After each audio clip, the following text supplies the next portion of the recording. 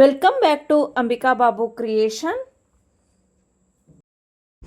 ನಾನಿವತ್ತು ನಿಮಗೆ ಮತ್ತೊಂದು ಲಂಚ್ ಬಾಕ್ಸ್ ರೆಸಿಪಿಯನ್ನು ತೋರಿಸ್ತಾ ಇದ್ದೇನೆ. ತುಂಬ ಸಿಂಪಲ್ಲಾಗಿ ಕಡಿಮೆ ಸಾಮಗ್ರಿಗಳನ್ನು ಉಪಯೋಗ ಮಾಡಿಕೊಂಡು ಮಾಡುವಂತಹ ರೆಸಿಪಿ ಇದು. ಯಾವುದೇ ಮಸಾಲೆಯನ್ನು ರುಬ್ಬಿಕೊಳ್ಳದೆ ಡೈರೆಕ್ಟಾಗಿ ವೆರಿ ಸಿಂಪಲ್ಲಾಗಿ ಮಾಡಿದಂತಹ ರೆಸಿಪಿ ಇದು.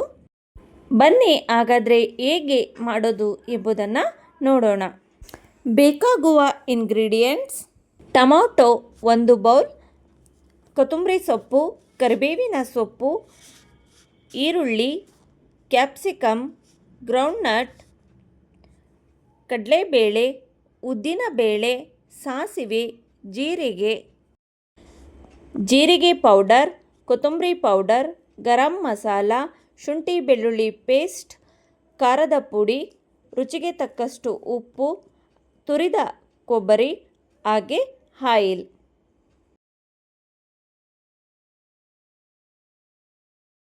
ಒಂದು ಬಾಣಲಿಗೆ ನಾನು 3 ಸ್ಪೂನ್ ಆಯಿಲನ್ನು ಹಾಕ್ಕೊಳ್ತೇನೆ. ಹಾಗೆ 1 ಸ್ಪೂನ್ ತುಪ್ಪವನ್ನು ಹಾಕ್ಕೊಳ್ತಾ ಇದ್ದೇನೆ. ಇದು ಆಪ್ಷನಲ್, ಬೇಕಾದರೆ ಹಾಕ್ಕೋಬೋದು, ಇಲ್ಲ ಅಂದರೆ ಬೇಡ.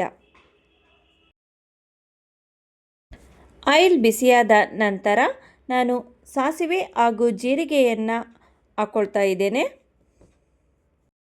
ಸಾಸಿವೆ ಜೀರಿಗೆ ಚಟಪಟ ಅಂತ ಸಿಡಿದ ನಂತರ ನಾನು ಅರ್ಧ ಬೌಲ್ ಶೇಂಗಾ ಬೀಜವನ್ನು ಹಾಕಿಕೊಂಡು ಚೆನ್ನಾಗಿ ಫ್ರೈ ಮಾಡ್ಕೊಳ್ತೇನೆ. ಶೇಂಗಾ ಬೀಜ ಸ್ವಲ್ಪ ಫ್ರೈ ಆಗೋದಕ್ಕೆ ಹೆಚ್ಚು ಸಮಯ ತೆಗೆದುಕೊಳ್ಳೋದ್ರಿಂದ ನಾನು ಮೊದಲೇ ಹಾಕ್ಕೊಳ್ತಾ ಇದ್ದೇನೆ. ಶೇಂಗಾ ಬೀಜ ಸ್ವಲ್ಪ ಫ್ರೈ ಆದ ನಂತರ ಕಡಲೆಬೇಳೆಯನ್ನು ಹಾಕ್ಕೊಳ್ತೇನೆ.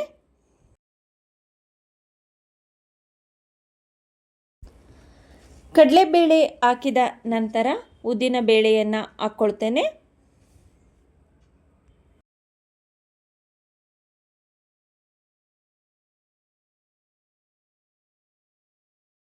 ಇವುಗಳೆಲ್ಲ ಫ್ರೈ ಆದ ನಂತರ ಕರಿಬೇವಿನ ಸೊಪ್ಪನ್ನು ಹಾಕ್ತೇನೆ. ಅದು ಚಟಪಟ ಅಂತ ಸಿಡಿದ ನಂತರ ಅರ್ಧ ಬೌಲ್ ಈರುಳ್ಳಿಯನ್ನು ಹಾಕ್ತಾ ಇದ್ದೇನೆ. ತುಂಬ ಕಡಿಮೆ ಸಮಯದಲ್ಲಿ ನಾವು ಈ ರೈಸ್ ಬಾತನ್ನು ಮಾಡ್ಕೋಬಹುದು. ಈರುಳ್ಳಿ ಚೆನ್ನಾಗಿ ಫ್ರೈ ಆಗಲಿ.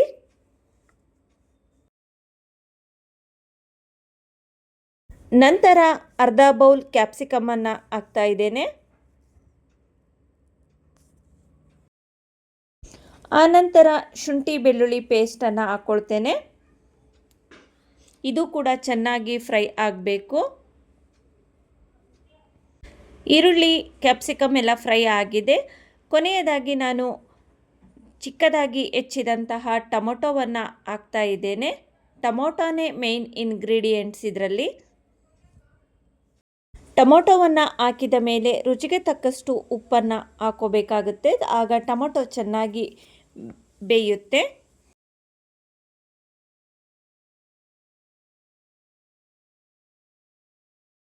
ನಂತರ ಒಂದು ಲಿಡ್ಡನ್ನು ಕ್ಲೋಸ್ ಮಾಡಿಬಿಟ್ಟು ಸ್ವಲ್ಪ ಫ್ರೈ ಆಗಲು ಬಿಡ್ತೇನೆ. ಟೊಮೊಟೊ ಈರುಳ್ಳಿ ಎಲ್ಲ ಚೆನ್ನಾಗಿ ಬೆಂದಿದೆ. ಆನಂತರ ನಾನು ಮಸಾಲಗಳನ್ನು ಆ್ಯಡ್ ಮಾಡ್ತೇನೆ. ಅರ್ಧ ಸ್ಪೂನ್ ಅರಿಶಿಣದ ಪೌಡರನ್ನು ಹಾಕ್ತಾ ಇದ್ದೇನೆ.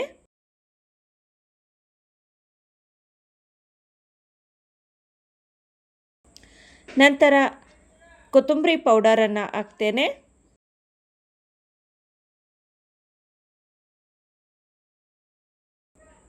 ನಂತರ ಗರಂ ಮಸಾಲವನ್ನು ಹಾಕ್ತೇನೆ.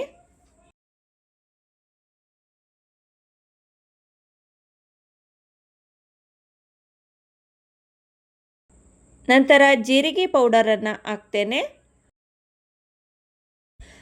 ನಂತರ ಖಾರಕ್ಕೆ ತಕ್ಕಷ್ಟು ಖಾರದ ಪುಡಿಯನ್ನು ಹಾಕ್ತಾ ಇದ್ದೇನೆ. ನಾನಿಲ್ಲಿ ಯಾವುದೇ ರೀತಿಯಾಗಿ ಮಸಾಲವನ್ನು ರುಬ್ಕೊಂಡು ಹಾಕ್ತಾ ಇಲ್ಲ, ಡೈರೆಕ್ಟಾಗಿ ಒಗ್ಗರಣೆಯನ್ನು ಮಾಡ್ಕೊಳ್ತಾ ಇದ್ದೇನೆ. ನಂತರ ತುರಿದಿಟ್ಟುಕೊಂಡಂತಹ ಹಸಿ ಕೊಬ್ಬರಿಯನ್ನು ಹಾಕ್ತಾ ಇದ್ದೇನೆ. ಎಲ್ಲದನ್ನು ಚೆನ್ನಾಗಿ ಮಿಕ್ಸ್ ಮಾಡಿಬಿಟ್ಟು ಒಂದು 2 ನಿಮಿಷಗಳ ಕಾಲ ಫ್ರೈ ಮಾಡ್ಕೋಬೇಕಾಗುತ್ತೆ ಇದನ್ನು. ನಂತರ ಸ್ವಲ್ಪ ಬೆಲ್ಲವನ್ನು ಹಾಕ್ಕೊಳ್ತಾ ಇದ್ದೇನೆ. ಇದು ಆಪ್ಷನಲ್ಲು, ಬೇಕಾದರೆ ಹಾಕ್ಕೋಬೋದು, ಇಲ್ಲ ಅಂದರೆ ಬೇಡ. ಏಕೆ ಅಂದರೆ ಟೊಮೊಟೊ ಗೊಜ್ಜಾಗಿರೋದ್ರಿಂದ ಟೊಮೊಟೊ ಜೊತೆ ಬೆಲ್ಲ ಬೆರೆತ್ರೆ ತುಂಬಾ ರುಚಿಯಾಗುತ್ತೆ. ಹಾಗಾಗಿ